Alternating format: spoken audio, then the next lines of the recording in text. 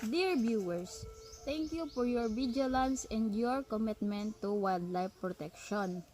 We fully support the importance of preserving biodiversity and adhering to environmental laws. We would like to clarify the purpose of this video.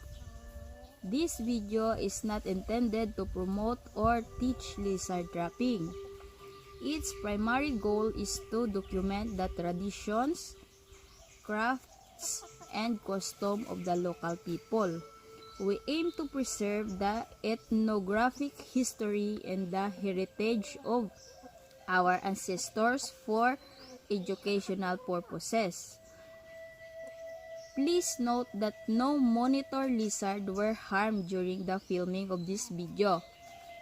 The trap was constructed solely as a historical exhibit to demonstrate ancient survival techniques.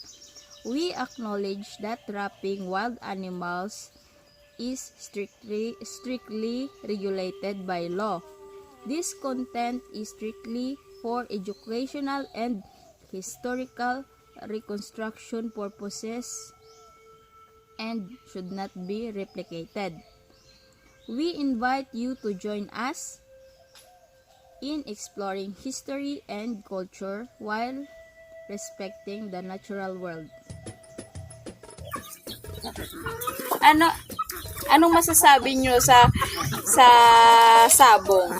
Pinapakain mo na yung mga alagang manok, tapos pinapainom ng maraming vitamins, at tapos pinapatay dahil sinasabong nila. Anong masasabi? Anong comment nyo doon?